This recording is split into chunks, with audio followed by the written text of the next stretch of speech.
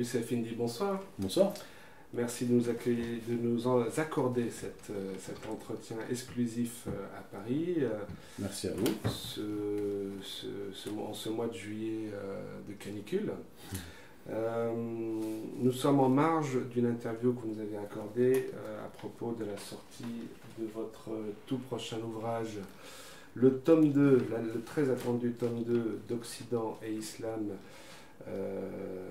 sous-titré Le paradoxe théologique du judaïsme, comment Yahvé usurpa la place de Dieu, aux éditions Sigeste, à sortir le 6 septembre 2018.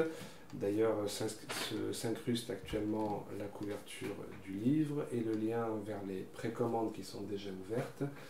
Je le précise à nos téléspectateurs, edcigeste.blogspot.com, c'est bien ça? C'est ça. J'avais noté. Je crois que c'est ça. Alors, on avait une petite question finalement en marge de cet entretien.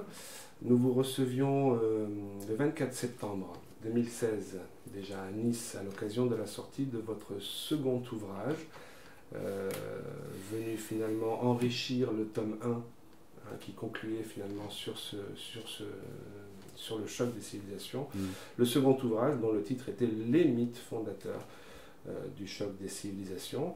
À cette occasion, nous vous avions demandé de réagir face aux propos d'Éric Zemmour, qui, synchronicité Oblige. 7, voilà, était en tournée pour la sortie de son livre Le suicide français. Il y déclara d'ailleurs que les musulmans, ouvrez les guillemets, devront choisir entre la France et l'islam. Une vidéo réponse que l'on avait sortie de cette conférence, qui en termes de cumul de vues entre YouTube et Facebook a dépassé les 100 000 vues. Votre réponse justement à cette assertion qui fit polémique était la suivante. Vous souteniez qu'il y avait une tradition assimilationniste issue du XVIIIe siècle et appelée Haskalah. On ne rentrera pas dans le détail. On mettra le lien vers la vidéo si par hasard certains de nos téléspectateurs ne l'ont toujours pas vue. Donc effectivement directement rattacher cette tradition au franquisme, qui consiste à s'assimiler, vous le disiez, en apparence pour mieux détruire de l'intérieur. J'ai dit ça, moi? Je renvoie à la vidéo. Il y a l'épreuve. Qui a fait plus de 100 000 vues. Tout en ajoutant d'ailleurs qu'Éric Zemmour, en conscience ou non, donc c'est pas non plus un tribunal, vous ne le condamnez pas, donc en conscience ou non, appartient directement à cette tradition. Donc, encore une fois, je renvoie nos téléspectateurs à cet extrait de 4 à 5 minutes. Vous développez alors qu'à l'instar d'un Finkielkraut, Éric Zemmour n'appartient finalement qu'à cette tradition de juifs assimilationnistes de droite, en apparence patriotes, censé, et c'est là où c'est intéressant, censé influencer la droite nationale catholique française pour l'emmener vers ce que vous appelez, et même que des psychosociologues appellent évidemment le piège abscon, consistant in fine à désigner Israël, c'est pratiquement la conclusion de son livre Le suicide français, comme l'unique solution au nettoyage des banlieues françaises, sachant l'expertise de Tsahal dans la bande de Gaza. Ma question est un petit peu longue, mais elle mérite qu'on précise les choses. Vous ajoutiez pour finir qu'il y a comme une sorte de division rationnelle du travail dans la stratégie du choc des civilisations que vous définissez si bien, en citant notamment Bernard Lewis, BHL, Soros au niveau international, puis à une échelle inférieure, des Finkielkraut, on l'a dit, ou encore des Zemmour, à droite de l'échiquier politique français. J'en viens donc à ma question. Là, on était à droite de l'échiquier politique français. Qu'en est-il finalement de ce qu'on appelle les juifs progressistes, qui se revendiquent volontiers de gauche, qui sont pour une forme de justice sociale, pour l'antiracisme, l'égalité des sexes, la fin de l'occupation et la colonisation par Israël des territoires palestiniens et pour certains même anti-sionistes revendiqués et souvent placés comme, enfin revendiqués eux-mêmes comme des juifs laïcs. Auriez-vous éventuellement une analyse à nous offrir par rapport finalement à cet autre bord, peut-être même l'autre revers de la médaille finalement?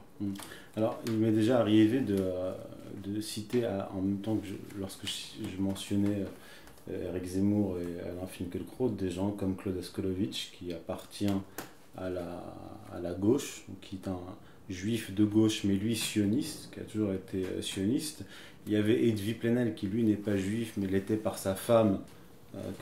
Éternellement attaché je ne sais pas si c'était éternellement, mais il était par sa femme attaché aux sionistes. Il était sioniste, mais ces dernières années, il s'est plutôt mis sur une ligne anti-sioniste. Ça, c'est pour ceux qu'on connaît mieux.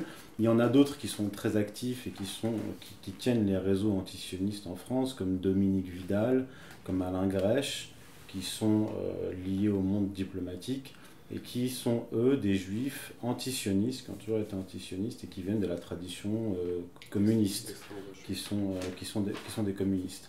Alors, pour ce qui est de Claude Askolovitch, etc., c'est ceux qu'on voit le mieux ces dernières années. Eux se sont fait les porte-paroles, se sont autoproclamés porte-parole des musulmans de France, et de Plenel aussi, dans ce jeu de rôle entre juifs de gauche et juifs de droite. Vous avez à droite Finkielkraut et Zemmour, qui eux tapent sur les musulmans, mais s'autoproclament porte-parole des Français de souche et catholiques, et qui essayent, encore jusqu'à aujourd'hui, d'envoyer les populations blanches contre les musulmans. Et vous avez en face des juifs de gauche, comme Askolovitch, Edwy Plenel et d'autres, qui, eux, pointent du doigt, pour les musulmans, essaient d'envoyer en tout cas les musulmans contre les blancs. En réalité, ça, c'est une stratégie de diversion, parce que si on remonte l'histoire récente, les 10, 15, 20 dernières années, ceux qui ont activé l'islamophobie, ce sont les intellectuels juifs. D'ailleurs, même un intellectuel juif comme Emmanuel Todd l'écrit dans un de ses derniers livres, qui est Charlie, où il mentionne Éric Zemmour et Alain Finkielkraut. D'ailleurs, il dit ces deux-là qui prônent l'assimilationnisme pour les musulmans en France, tous les deux sont mariés à des juives.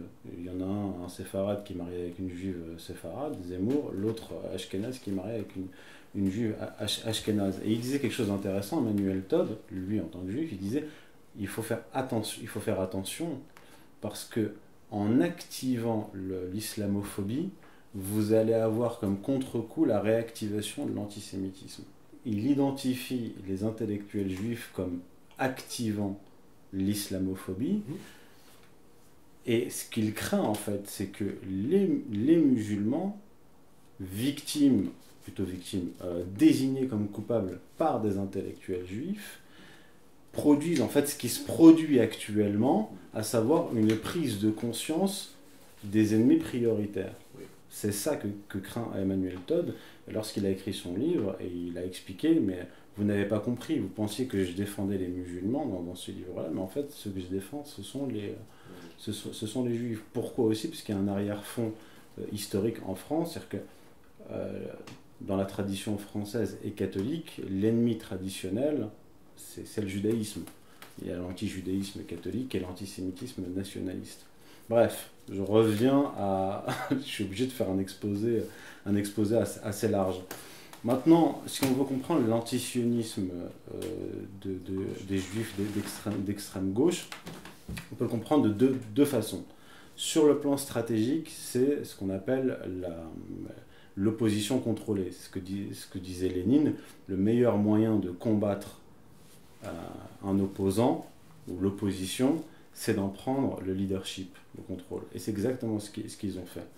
Et je m'en suis d'autant plus rendu compte que lorsque mon premier livre est sorti sur les origines messianiques du sionisme, j'ai été boycotté par ces milieux, organisations antisionistes de gauche mais aussi par les organisations musulmanes attachées à cela. C'est la connexion en fait Alain Grèche, Tariq Ramadan. Voilà, c'est Alain Grèche qui a fait entrer Tariq Ramadan dans les milieux antisionistes d'extrême gauche français.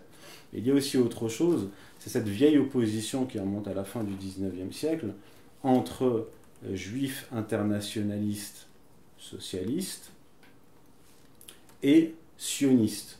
Les internationalistes étaient anti-sionistes parce que pour eux, Jérusalem n'était pas un territoire, c'était le monde entier. Leur objectif, c'est de faire advenir le paradis terrestre. J'en ai parlé à la conférence de Lille sur l'histoire du bolchevisme. Eux, les sionistes, étaient concentrés sur le projet biblique de rétablissement du royaume d'Israël. En fait, les deux ne sont pas en contradiction.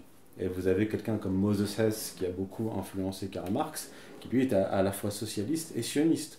Vous avez un Martin Buber qui était aussi à la fois socialiste et sioniste. Ben Gourion lui-même était socialiste. Donc vous avez cet arrière-fond. Et c'est ce qui explique pourquoi les tenants de l'antisionisme à l'échelle internationale, surtout dans le monde occidental, ce sont des juifs. Et aujourd'hui, ces organisations juives-là, par exemple quand on écoute un Dominique Vidal, j'ai écouté récemment une de ses interviews, un débat avec Pascal Boniface, il commence en parlant de la lutte contre l'antisémitisme, en parlant de la Shoah et des 6 millions de morts. C'est-à-dire qu'il ne touche pas au sein des saints. Ce qu'il essaye de faire, lui, Alain Grèche et tous les autres, c'est de garder le contrôle du combat antisioniste. Et c'est ce qui explique le boycott de mes travaux. Parce que si on démontre, comme je l'ai fait, que le sionisme n'est pas un projet laïque né à la fin du 19e siècle, mais un projet religieux rattaché au judaïsme, on fait sauter tous les verrous. C'est-à-dire que le problème n'est plus simplement le sionisme, mais c'est le judaïsme lui-même. Et ça mettrait comment dire, en accusation pas seulement la religion juive, mais aussi ce que j'appelais une certaine praxéologie et culture juive. Vous voyez ? Et eux, en quelque sorte, ces juifs antisionistes sont l'aile gauche des gardiens du temple, qui protègent le Saint des Saints, si vous voulez. Et ça, on le voit à plusieurs niveaux. On le voit à un niveau comme Dominique Vidal et d'autres, mais on le voit à des niveaux plus inférieurs. Chez ceux qui sont proches des musulmans, qui veulent être les porte-parole des musulmans, qui eux aussi ne veulent pas entendre parler de mes travaux, puisqu'ils ont toujours le même discours, ceux-là, comme les Vidal, etc., c'est de dire que le projet sioniste est un projet colonialiste de type européen, britannique. Une fois de plus, ni le judaïsme, ni les élites juives, en quelque sorte, ne sont mises en accusation. Donc il s'agit toujours de protéger la religion juive, les élites juives, et de maintenir aujourd'hui les musulmans dans une sorte de léthargie, et de les diriger en priorité contre les populations de souche européennes et occidentales. Est-ce que c'est ce qui explique finalement que certains intellectuels juifs de gauche, revendiqués antisionistes, intellectuels, écrivains, youtubeurs, peu importe, appelons-les comme on voudra, soient si suivis par cette population maghrébine de 3e, 4e génération installée en France Oui, alors parce qu'ils ont un discours séducteur. Les populations maghrébines en France sont pour beaucoup encore dans un schéma de coloniser et qui attend toujours la bonne parole, soit de l'occidental, soit du juif. Alors quand c'est un juif qui les défend, là c'est le top du top. C'est ce qu'il y a de mieux. Mais la stratégie est la suivante. C'est de maintenir, comme je l'ai dit, les musulmans dans une sorte d'autarcie, de les empêcher aussi de faire alliance aux Français de souche, aux catholiques. Parce que le danger, c'est quoi ? Donc, toujours dans cette stratégie, je sais que c'est compliqué, mais il faut vraiment rentrer dans le détail. Il y a eu, il y a quelques mois, un manifeste contre l'antisémitisme qui visait en fait les musulmans et le Coran. Ils allaient jusqu'à demander la réécriture du Coran sur les passages contre les juifs. Pourquoi? Parce qu'il y a un danger actuel du point de vue des juifs sionistes de droite. C'est le télescopage de l'antisionisme des populations musulmanes, un anti-judaïsme résiduel chez les catholiques et la remontée d'un certain antisémitisme nationaliste. Or, la stratégie initiale, c'était de faire venir les populations maghrébines et musulmanes, et dans un second temps, en tout cas ils ont dû actualiser leur stratégie, c'était d'opposer les deux, d'opposer français de souche et musulmans. Éviter qu'ils se regroupent. Voilà. Mais ce dont ils se rendent compte, c'est que les populations, la population française, pour partie, notamment ceux qui viennent de la tradition de gauche, s'alimentent de l'antisionisme des musulmans. Et par ailleurs, les musulmans eux-mêmes, qui n'ont pas de culture antisémite, l'antijudaïsme musulman est assez différent de l'antijudaïsme catholique. Et l'antisémitisme en tant que tel n'existe pas dans le monde musulman, tel qu'il a existé en Europe. Les populations musulmanes se familiarisent avec ces traditions-là, l'antijudaïsme catholique et même un certain antisionisme, antisémitisme de type maurassien par exemple, qui s'inscrit dans la tradition française. Et là est le danger. Donc, la stratégie pour les juifs de droite, les juifs sionistes de droite, c'est de mettre en accusation le Coran, mettre en accusation le musulman en disant que le Coran en fait vise et les chrétiens et les juifs, alors que c'est faux. Et le versant de gauche, c'est-à-dire les juifs antisionistes, sont là pour empêcher les musulmans de faire cette alliance avec les Français de souche et toujours les diriger contre eux. Vous voyez, il s'agit de maintenir le troupeau. C'est-à-dire que dans ce contexte-là, les musulmans sont considérés comme un troupeau et les Français de souche aussi comme un troupeau. Mais chacun ont un berger, juif de gauche, juif de droite. Maintenant, actuellement, il y a une remontée en puissance du sionisme de droite et une sorte de reflux de l'antisionisme juif, l'antisionisme de gauche. Pourquoi? Ça, c'est le contexte géopolitique. On voit revenir l'idée de nation. On voit que l'Union européenne est en panne. Les élites américaines, partie des élites américaines, notamment Trump, essayent de programmer l'implosion de l'Union européenne, parce que de toute manière, c'est un projet qui n'est plus viable depuis des années. On a une résurgence donc, des nationalismes, donc États-Unis, Russie, le Brexit en Angleterre, et vous avez aussi l'Italie. Donc tout craque, ça craque de toutes parts.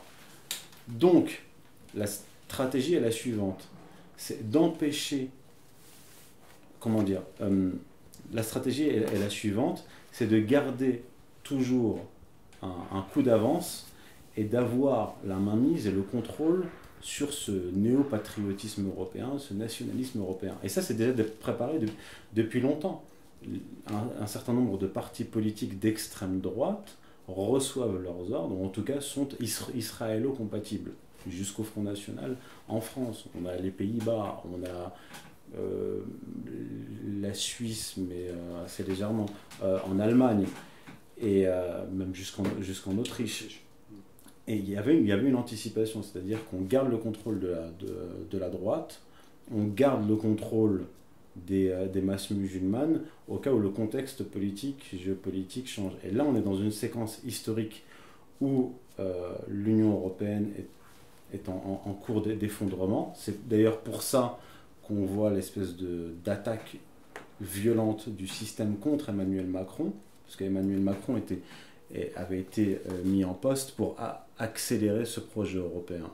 Or, on voit que, comme je l'ai dit, il est en cours d'effondrement. Donc maintenant, ce qu'il faut faire du point de vue... Avec l'affaire Benalla notamment? Oui, oui, bien sûr, parce que c'est BFM, etc., c'est-à-dire les médias qui étaient unanimes, qui étaient derrière Macron, qui maintenant le lâchent. Donc on voit le contexte changer. Il y a la fameuse déclaration récente de Jacques Attali, qui avait cité d'ailleurs Alain Soral récemment, où il dit qu'il est pour un nationalisme mondialiste, c'est-à-dire un nationalisme compatible avec le mondialisme.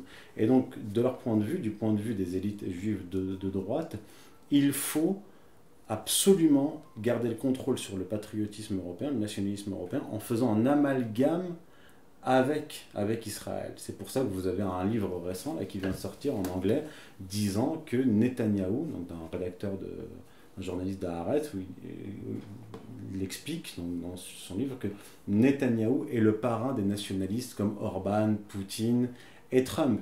C'est-à-dire qu'ils sont en train de perdre le contrôle, en tout cas il semble qu'ils perdent le contrôle je dirais, ils perdent la main historiquement. Plus qu'une perte de contrôle, ils perdent la main historiquement et sur le plan idéologique. Et là, ils sont en train d'essayer de garder le contrôle sur le nationalisme européen qui est en train de revenir en force. J'espère que j'ai été clair. Donc, selon vous, le juif de gauche antisioniste est devenu has-been. C'est le pion sacrifié sur l'échiquier mondialiste. En fait, c'est comme des curseurs. Vous voyez, c'est des vases communicants. Il y a des périodes où ils montent, d'autres périodes où ils baissent. Par exemple, durant l'élection de Macron, précédant l'élection de Macron, on a eu ce qu'expliquait notre ami de fait document, Xavier, c'est qu'il y a une montée en puissance des réseaux libéraux, libertaires, LGBT, gay-friendly, etc., portés par Emmanuel Macron et la finance, et une perte de vitesse des réseaux néoconservateurs pro-israéliens représentés à l'époque par Manuel Valls. Et ce réseau-là est en train de revenir en force, car il n'y a que ce réseau-là, un réseau international à la fois maçonnique et à la fois sioniste, qui peut être compatible avec le nationalisme résurgent. Donc en fait, il faut comprendre que, je l'ai déjà expliqué, le projet biblique, donc on en revient à l'Ancien Testament, est un double projet. C'est un projet territorial, impérial, Grand Israël, du Nil à l'Euphrate, mais un projet universel. C'est pour ça que Jacques Attali est un mondialiste, qu'il est pour la destruction des frontières, mais aussi favorable à l'État d'Israël et à Jérusalem comme capitale du monde, parce que ce sont deux projets qui ne sont pas en contradiction, mais qui sont complémentaires. Donc vous allez avoir les juifs, qu'ils soient religieux ou laïcs, qui accompagnent le projet universel de la Bible hébraïque, qu'on retrouve dans le Deutéronome et dans le livre d'Ésaïe, et vous allez avoir des juifs sionistes de droite qui, eux, vont se concentrer sur la défense de l'État d'Israël et du Grand Israël. Mais les deux se correspondent. Youssef Indy, c'était, en tout cas, merci d'avoir pris du temps pour nous éclairer sur cette question, un thème qui nous tenait particulièrement à cœur d'éclaircir.